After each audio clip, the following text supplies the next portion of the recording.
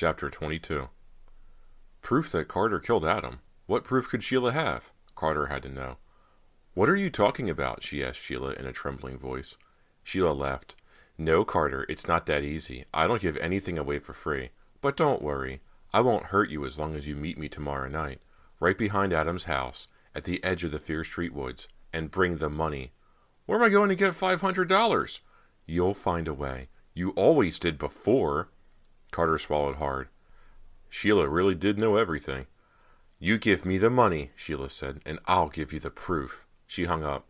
Carter was left holding the receiver in a daze. So much for things going back to normal. Her life was about to be smashed to bits again. She hated the thought of seeing Sheila alone.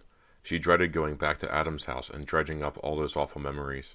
But she had no choice. She had to find out what proof Sheila had, and she had to get it back. Carter looked around her room, wondering where she was going to get the money. She'd already sold all her valuable jewelry, and that had only bought half the amount Sheila wanted. What could she do? Frantically, she dug through her closet. Clothes, shoes, nice things, but nothing that could command $500 on short notice. Her mother had a fur coat. No, she told herself firmly. No, I can't take Mother's things, or Daddy's. They would never forgive me. This is my own problem, and I've got to solve it myself. She tried to concentrate, to see her room with fresh eyes, not to miss a single valuable possibility. Suppose a thief broke in here, she thought. What would he steal? Her eyes fell on her sound system. The CD player, amplifier, record turntable, and tape player. Of course! It was a very expensive system, given to her by her parents for her 16th birthday. Even used, it might be worth a lot. But her father would definitely notice its disappearance. How could she explain it? I'll tell them it was distracting me too much from studying, she thought. I'll say I was spending too much time listening to music. She imagined her father's grave face nodding in approval as she told him this. Yes, she thought, that might work. The next day she packed the whole system in a box and hoisted it into the trunk of her car. She drove to Marvin's Bargains, a store that bought and sold used electronic gear. She lugged the box inside. The store was nothing more than a big warehouse, filled with used stereos, computers, appliances, even old records and tapes. A middle-aged man in jeans and a vest looked the system over. How long have you had this? He asked her. Just a year, she answered. She pulled a slip of paper from her pocket. See, here's the receipt. My parents bought it a year ago. She was glad she remembered to dig out the receipt from her parents' files. Please like it, she begged him silently. Please like it a lot. Everything working okay? She nodded vigorously. Like a dream. It's the greatest, really. So, why are you selling it? She hesitated. Family emergency, she said. I need the money. He accepted this and offered her $300 for it. Please, she pleaded. I've got to have $500. I won't leave her unless you give me $500. The man looked at her in surprise. Look, Carter went on, holding the bill of sale under his nose. Look how much your father paid for it. Only a year ago. You're getting a bargain. He looked at the receipt again and frowned. Well, all right. I'll give you $500 for it. Thank you. Carter wanted to hug him, but she flashed him a happy smile instead. That night she drove slowly down Fair Street. It was a dark, moonless night of long, shifting shadows, and Fair Street was even creepier than usual. The old Simon Fear mansion loomed before her like a burned-out hulk. In the misty air, steam rose up from the remains of the house, so that it seemed to have burned out just that day. Carter knew the mansion had burned years ago, but she felt as if something were alive in the ruins, some ghastly spirit that affected the whole street. After tonight, Carter vowed, I'm never setting foot on this street again. She passed the ruined mansion and parked her car a few doors away from Adam's house. Then she walked quickly to the house, her sneakers thudding nearly as loudly as her heart. The windows were dark. No car in the driveway. No one home. Carter felt a twinge of guilt as she passed the front door. A black wreath hung on it. She crept through the yard, around the weed-strewn side of the house, and into the woods behind it. The Fear Street Cemetery, she knew, lay nearby. Carter wondered if Adam had been buried there. Shuddering, she pushed the thought from her mind. The mist grew thicker in the woods. Carter could see only a few feet in front of her. The trees became hulking, dark shapes, oozing moisture. There was no breeze, no movement, no sign of life anywhere, just a drip, drip of dew falling from the trees into the mossy ground. Sheila? Carter called softly. No answer. Carter shivered inside her jacket and leaned against a tree. She had the money in her pocket. All she could do was wait. An owl hooted nearby. Carter heard the flutter of wings. Then she heard a crack, like the sound of a twig breaking. Dead leaves shuffling. Footsteps. The footsteps came from behind her. She spun toward the noise. Squinting through the mist, she could hear someone coming, but couldn't see anything. Out of the shadows stepped Sheila. She walked deliberately up to Carter, a smoking cigarette in one hand. The money, said Sheila, sticking out her free hand. Carter began to reach into her pocket. Then she stopped. "Where's the proof?" she demanded. Sheila didn't flinch. "First, the money." Carter pulled a wad of bills from her pocket and handed it over to Sheila. Sheila smiled. She took 2 steps back from Carter and carefully counted the money. "It's all there," Carter said impatiently. "We'll see," said Sheila. The money was all there, as Carter had said. Sheila smiled and stuffed it into her pocket. "Now," said Carter, "what is this proof you have?" Sheila pulled something out of her pocket and dangled it in front of Carter. It glimmered in a faint light. "I found this on the floor of Adam's living room, right next to his body," she said. Her voice was hard and cruel and accusing. She said no more. It was a gold locket. Carter took it from Sheila's hand. She examined it closely. With growing horror, Carter recognized the necklace. She opened it with trembling hands and gasped as she read the inscription. For Carter. Chapter 22. "Dan, it's me, Carter." "Carter?" She could hear the surprise in his voice. It was Saturday, the day after she met Sheila in the Fear Street woods. Carter held the necklace between her fingers as she spoke to Dan on the phone. She watched it sparkle in the sunlight that poured through her bedroom window. "My life is a mess, Dan," Carter said. "It can't get any worse, no matter what my father finds out about me. There's no point in keeping my secret any longer." "Carter, what are you saying?" Dan sounded uncertain, as if he weren't quite sure what she was talking about. "I'm going to talk to Daddy. Today," Carter said. "I'm going to tell him everything." "Are you sure about this, Carter?" said Dan. Carter's voice was full of resolve. "I'm sure. Don't you think I should do it?" "You should. Of course you should," Dan said quickly. "It's the right thing to do. I think you'll feel a lot better." "I know I will," said Carter. "I just hope Daddy doesn't completely lose it. Dan, I need moral support. Somebody to help me get through this. Will you come over today? Daddy has always liked you, and you being here will give me the courage I need to actually go through with this." Dan was silent. "Please?" "Of course, Carter," he replied. "I'll be glad to help you. I'll come over whenever you want." "Thanks, Dan. Come over after lunch, okay? Daddy's always in a better mood after he's eaten." "Okay. See you around, too." "I'll be here. Dan, thanks for staying with me through all this. It's meant a lot to me. It really has." "I'd do anything for you, Carter. You know that." Carter was waiting for Dan when the doorbell rang 2 hours later. She opened the door, took his hand, and pulled him into the house. "Thank you," she whispered, squeezing his hand. "Daddy is in the study now," she said nervously. "Are you ready?" he asked her. She nodded. They walked to the study. The door was closed. Carter knocked gently. They heard the judge call, "Come in." Hesitantly, Carter opened the door. She didn't step into the room, just put her head inside. "Daddy, are you busy?" "Not really, Carter," said Judge Phillips. "Come on in." Carter nodded to Dan. They stepped into the study and closed the door. "Hello, Judge Phillips," said Dan. Carter cleared her throat. Daddy, I need to talk to you. I have something important to say." Her voice came out high and shrill. She glanced up at Dan. Her chin was trembling. He gave her an encouraging smile. "I've done a terrible thing, Daddy," Carter stammered. "Actually, I've done a lot of terrible things.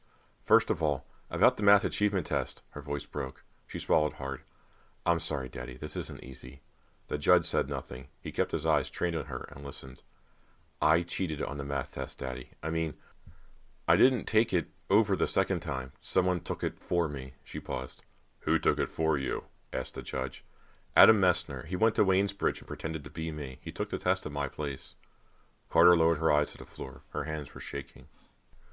The judge frowned severely. His face was hard. "So it was Adam who scored 730 on your test, not you."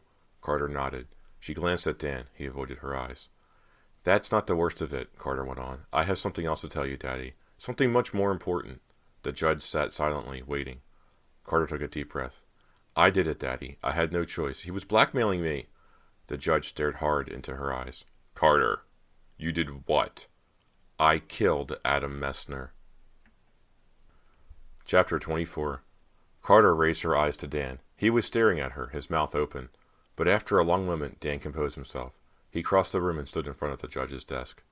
"Judge Phillips, you can help Carter, right? She's your daughter. You can deal with it, right? She won't have to go to jail, will she?" The judge's face went slack. He remained silent. All the light faded from his eyes.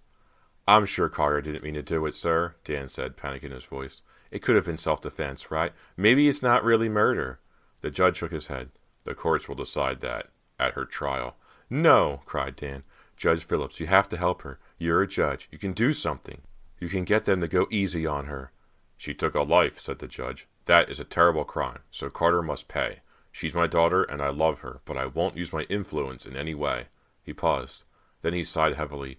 Carter waited to see what would happen next. There's no point in putting it off, the judge went on. I'm sorry, Carter. I have to do this. I have no choice. He picked up the telephone and started to dial the police. Dan pressed his hand on the phone, cutting off the call. Wait, he said. I can't let you do this. The judge set down the receiver. He raised his eyes to Dan. Carter didn't kill Adam, Dan said heatedly. What do you mean, said the judge. She says she did it. She just admitted it. No, said Dan. She didn't do it. I don't know why she says she did. Well, Carter's father demanded, then who did do it? Dan cleared his throat. I did. With a loud sob, Carter ran to Dan and flung her arms around him. Dan pulled away gently and sank into the leather armchair. What's all this about? Please explain, Dan, the judge asked softly. I killed him, Dan said. Start at the beginning, please, Judge Phillips said, folding his hands on the desktop. Adam was driving Carter crazy, Dan began. He was blackmailing her, taking terrible advantage of her. He was holding this cheating thing over her head, threatening her with it every day. He was ruining her life. I hated to see her so miserable. Dan stared at the floor. I was worried about her, too. Worried about her and me. I was afraid that Adam would get so tangled up in Carter's life that eventually he'd take her away from me. I know that's what he wanted. Carter felt her face grew hot. It had almost happened that way. I begged Carter not to give Adam any more money. I begged her to stay away from him, but she was afraid of him, with good reason, and money was the only thing that kept him quiet. I thought that if I talked to Adam, maybe I could get him to stop bothering her. I had to try anyway, so I drove to Fear Street, to his house that Saturday, to see him. When I got there, I saw Carter's car pulling away. She had just been there. I knew she must have given him more money. I was so upset. I parked around the corner so Carter wouldn't see me. I waited until she was out of sight. Then I walked up to Adam's house and rang the bell. I had no idea what I was going to do or say. All I knew was I was furious with him. He was ruining Carter's future, and mine too, because I always thought Carter and I would be together. He swallowed hard and looked at Carter. She sat across from him now, listening. She gave him an encouraging nod. Anyway, I had a feeling Adam wouldn't be very happy to see me, and he wasn't. I pushed my way into the house. I told him to stop blackmailing Carter and leave her alone. I told him not to bother her again. He grinned at me. He acted calm, but I could tell there was rage bottled up inside him. It was slowly coming to the surface. He said, "Don't tell me what to do. I've got a good thing going with Carter right now, if you know what I mean. And it isn't going to end until I'm ready to end it. So run on back to your country club, kid." That's when I really started to lose it. I felt so terrible for you, Carter. I was so sorry you'd gotten mixed up with this creep. Then things got crazy, out of control. I said, "Today is the last you'll ever see of her. Do you understand me? From now on, you'll leave her alone." He pulled away from me and took a few steps backward. He opened a drawer and pulled out a gun. He pointed it at me. I couldn't believe it. I never expected him to have a gun. I didn't think. I jumped him and wrestled him for the gun. There was a loud pop, and suddenly Adam grabbed his stomach and doubled over. His body, it crumpled to the floor. I glanced down. I was holding the gun in my hand. Somehow it had gone off. When I turned to Adam, he was lying in a pool of blood. There was a big hole in his chest, and the blood was spouting up from it. Blood was everywhere. I freaked out. I just dropped the gun and ran. Dan put his head in his hands and held it for a moment. Neither Carter nor her father moved. The room was silent except for the flapping of the window curtains. Outside, Carter could hear the drone of a lawnmower. Dan lifted his head. He took a deep breath and went on. I was so panicky. I wasn't thinking straight. I didn't know where to go or what to do. Somehow I found myself here. Some instinct told me I had to see you, Carter. But no one was home, so I waited. You didn't come home until after dark. I was going to tell you what had happened, Carter. I really was. But then the police came. I thought they came for me. But instead they questioned you. I was sure my fingerprints were all over that gun. But I guess after that struggle, they were probably so smeared up the police couldn't identify them. He paused, swallowed. And then you handed me an alibi, Carter, he said. You didn't want the police to know about you and Adam. So you said you were studying with me all day. You had no idea that I'd been to see him too. You had no idea that you were protecting me. I knew that if I confessed to killing Adam, all of your secrets would come out. Everyone would find out about the cheating, and you were so desperate to hide it. I started to think that maybe I could get away with it. Maybe we both could. Carter glanced at her father. He was watching Dan. But I'd never let you take the blame for me, Carter, said Dan. When I saw how much trouble you were in today, I had to confess. I'd never do anything to hurt you. The judge leaned back in his chair, his gaze on Carter. She stood up and put her arms around Dan. See, Daddy, Carter said, I was right. I told you he would do the right thing. I knew Dan would confess. Chapter 25. Dan gaped at Carter, confused. Huh? What are you talking about? Carter stood up and carefully pulled something from her jeans pocket. The locket. Hey, Dan said, taking it from her. Where did you find that? Sheila Koss gave it to me, said Carter. She found it in Adam's house, next to his body. Dan raised a hand to his forehead. It must have fallen out of my pocket while Adam and I were fighting. I recognized it right away as soon as Sheila showed it to me, said Carter. From the window of the jewelry shop. Remember? Dan had asked her which necklace she would choose, if she could have any of them. Carter had chosen the locket. She smiled at Dan. You had it engraved in everything. Dan's face fell. When I saw the locket, I knew you had been there, Dan, Carter told him. And I knew I couldn't let this thing go on any longer. So late last night, I told Daddy everything. I told him about the cheating, the blackmail, the lies, everything. And I told him that I knew you had something to do with Adam's death. The judge nodded. I was ready to call the police right then and there, he said. But Carter insisted you would do the right thing when the time came. She and I cooked up this little confession drama to test you, to see how far you go to protect yourself. He paused. You passed the test, Dan. I believe what you told us about Adam's death, and that you didn't mean to kill him. But we will have to talk to the police about this. Carter stared intently at Dan's troubled face. Poor Dan, she thought. He's in all this trouble just because of me. She leaned forward on the desktop and asked, What's going to happen to him, Daddy? I don't know, but I think we can make a pretty good case that Adam's death was accidental, or at least that Dan acted in self-defense. After all, Adam was the one who pulled the gun on Dan. I'll do whatever I can to help. Carter stepped around the desk to kiss her father now. Thanks, Daddy. Dan stood up and shook the judge's hand. Thank you, sir. Thank you very much. The rest of the day was a blur of activity. Judge Phillips took Carter and Dan to the police station, where they each gave their statements and answered endless questions. The judge found Dan an excellent lawyer. Mrs. Phillips was horrified, of course, at having her daughter mixed up in such a scandal. They'll be dragging your name through the mud in the papers, she cried tearfully at the dinner table that night. I just hope they don't kick us out of the club. Carter rolled her eyes. The judge tried to comfort his wife. Don't worry, dear, he told her. They wouldn't dare kick us out of the club. Who would organize all their events? After dinner, Carter went up to her room to change. She planned to go to Dan's house to hang out, to keep him company, and to talk things over. She was brushing her hair when she heard a soft knock at her bedroom door. Come in, she said. Her father opened the door and walked in. Hello, dear, he said. May I sit down for a minute? Carter nodded. Her father sat beside her on the bed. He cleared his throat and tugged at his collar, as if it were too tight. Carter realized she'd never seen him look so uncomfortable. I came to apologize to you, Carter. I had no idea that you felt so much pressure in school, and I think it's mostly my fault. All that talk about Princeton and my demands about your test scores, what I really meant to do was show you how much confidence I had in you. I had no idea I was pushing you so hard. I'm very sorry. Carter gave him a worn smile. Her father smiled back. He put his arm around her. The next time something is bothering you, or you have a problem, please come and tell me, he said. I will, Daddy, said Carter. I promise. Carter was sitting on the floor at Dan's house, a chessboard spread out between them. Dan moved his queen. Check, he said. Carter groaned. I can't believe it. You're beating me at chess. That's only because you didn't cheat this time, Dan said. What's going on? You always cheat at chess. Carter moved her pawn. I think I've learned my lesson, she said. Dan glanced at the board and smiled. Then he moved his queen again and said, Checkmate. I'm Chris Ebinger, and thank you for listening to Nightfall Audiobooks' production of The Cheater by R.L. Stine. This was a fun book to read. It was a little short, and that's very nice. The Cheater was my spring book. I'm working on my summer book, and I'll probably do the wrong number, or something else that will be equally fun.